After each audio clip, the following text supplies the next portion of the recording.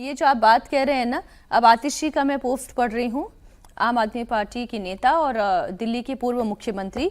देश बहुत शर्मिंदा है, हम तुमसे माफी मांगते हैं कि तुम्हें जिस तरह से डराया गया, धमकाया गया। आप समझ गए ना मैं किसकी बात कर रही हूँ? एक बच्ची जो खुद अपने किए गए बयानों पर शर्मिंदा हो रही है, हाथ जोड़कर माफी मांग रही है और कह रही है कि मुझे इस तरीके से बात नहीं कहनी चाहिए थी, मैं बहकावे में आ गई थी, मैं सीपी घूमने के लिए गई थी और वहीं पर ये सब चल रहा था, लोग प्रोटेस्ट कर रहे थे, मैं भी उस प्रोटेस्ट में शामिल हो गई और तब मेरे मुंह से ये बातें निकल गई। कह रहा हूं कि इस आंदोलन की लेयर्स को समझिए। इतना भीतर में कई परतों वाला आंदोलन इधर हाल में नहीं हुआ। तिलचट्टों को आप बहुत सीरियसली मत लीजिए, वो किसी लायक है नहीं। मैं बार बार ये कह रहा हूं, ठीक है आंदोलन समाप्त हो गया, लीडरशिप उनकी थी, सब कुछ था, लेकिन जेन्युइन स्टूडेंट बहुत बड़े थे, उनकी संख्या सबसे ज्यादा थी, जिसको बार बार लगता है कि ये हो रहा है, सरकार नहीं पेपर लीक रोक पा रही। एक उसमें वर्क कौन सा था जो आजकल तैयार हो गया है, जो reel, like, views, forward, repost, उस पर जिसका जीवन चलता, उसको लगा चलो ठीक है हमने 4 गालियां दे दी, अरे वाह वायरल हो गए, अरे वाह चलो ये हो गया, अरे वाह हमारी पहचान हो गई। वो जो कहा जाता था ना पहले, बदनाम हुए तो क्या नाम ना होगा, उस अंदाज में ये लोग चल रहे हैं।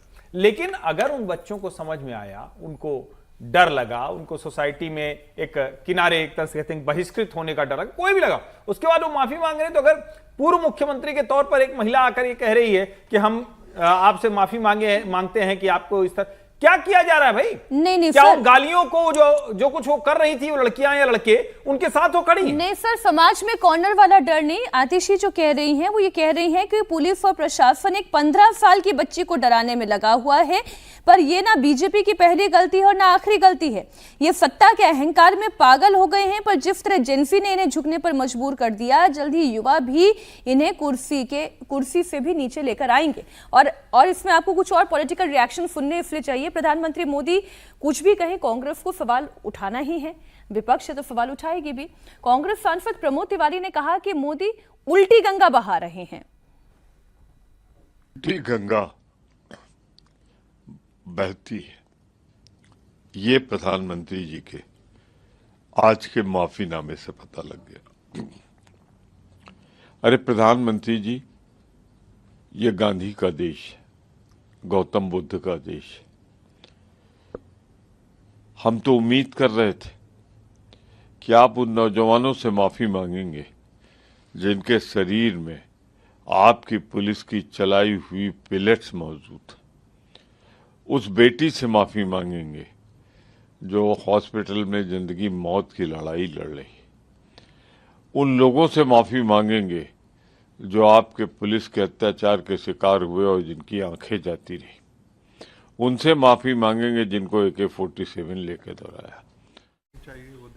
ये जो बात प्रमोद तिवारी कह रहे हैं, वही कांग्रेस पार्टी के जितने भी प्रवक्ता हैं, नेता हैं, उसी लाइन पर बात कर रहे हैं कि भाई ये तो माफी मांगने की बात थी देश के प्रधानमंत्री की, देश के गृह मंत्री को माफी मांगनी चाहिए थी। उल्टा ये कह रहे हैं कि हम छात्रों को माफ करते हैं। विजय जी, बहुत सारे लोग इसको लेकर बड़ी चर्चा कर रहे हैं, मुझे कुछ भी अनएक्सपेक्टेड नहीं लग रहा, बल्कि मैं प्रधानमंत्री जी से ये उम्मीद ही करता हूँ कि वो इस तरह का जो मैसेज उन्होंने दिया है उसका मतलब है कि मूव ऑन करें, आगे बढ़ें, जो खत्म हो।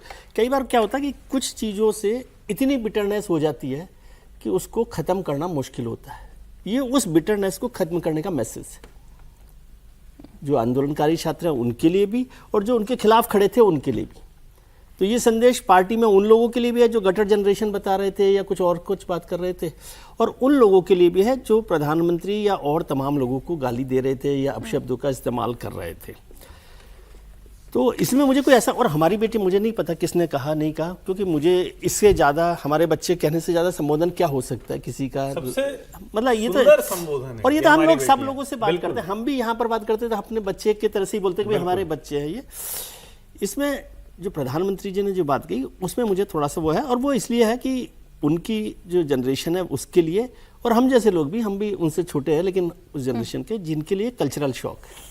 कल्चरल शॉक वो किसके लिए कह रहे हैं? कल्चरल शॉक प्रधानमंत्री को गाली देने के लिए नहीं कर रहे हैं, उनको कल्चरल शॉक हुआ बेटियों के गाली देने से, लड़कियों के गाली देने से, है ना। अब आज की जो जेन ज़ी है या वो है, उसके पास बहुत सारे सवाल, वो कहेंगे कि ये जो जेंडर न्यूट्रलिटी को आपने खांचे में बांट दिया है कि लड़कियां गाली दे रही हैं, ये कल्चरल शॉक है। और ये फैक्ट बात है, मतलब जो जनरेशन उससे पहले की है वो इस बात को उम्मीद नहीं कर रही। वो पुरुष प्रधान समाज का जो हमारा तौर तरीका है, इसमें कोई आपत्तिजनक मुझे उनका नहीं लग रहा। लेकिन कल्चरल शॉक हमको इसलिए लगता है क्योंकि हम ये उम्मीद नहीं करते। हम उम्मीद करते लड़के तो करते रहे, मिल्स कुछ भी बोलते रहे तो उसको मान पुरुष लेते। प्रधान समाज में पितृसत्तात्मक जो भी शब्दों को- गालियां, हाँ, जो भी शब्द इस्तेमाल कर लें तो और वो बोलने कल्चरल वाली शॉक है। लड़कियां। उसको लेकर बहुत सारी जो जेंजी है उसको ये मतलब थोड़ा सा ऑब्जेक्शन है कि भाई ये जो जेंडर न्यूट्रलिटी की जो सोसाइटी होनी चाहिए उसमें आपको इस पर आपत्ति है। लेकिन मैं समझता हूँ ये मूव ऑन करने मुझे का बड़ी बात यही लगती है जो आपने बोली सर कि अब आप आगे बढ़िए आगे इस बढ़िए, बात इसको से। इस चैप्टर को खत्म कीजिए। और वो भी फ्यूचर बन की गया, बात करिए। कानून भी बन गया, अब तो राष्ट्रपति जी ने साइन भी कर दिया उस पर, कानून भी बन गया।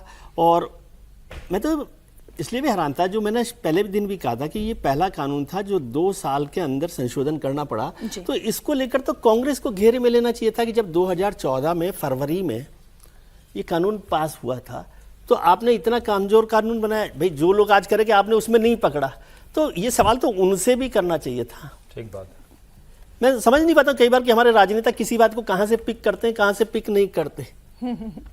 क्यों 2 साल जरूरत में पड़ी 2 संशोधन साल करने की बाद ये, जरूरत आ गई। और वो इसलिए पड़ी, उस दिन भी मैंने कहा था क्योंकि फरवरी में वो पेपर लीक हुआ था, फरवरी में ये बिल पास हुआ, उससे पहले पेपर लीक हुआ था, सरकार प्रेशर में थी, चुनाव थे मई में। बात समझिए, तो आपने जल्दी में कि भाई हाँ हम एक बिल पेपर के खिलाफ, पेपर लीक के खिलाफ लाना चाहते हैं। तो ऐसे सारे सवालों पर जो, और मुझे लगा नहीं कि बीजेपी ने भी उस पर उस तरह से ध्यान दिया। वो केवल अपनी वाहवाही के लिए कि भाई हम एक कड़ा कानून ला रहे हैं।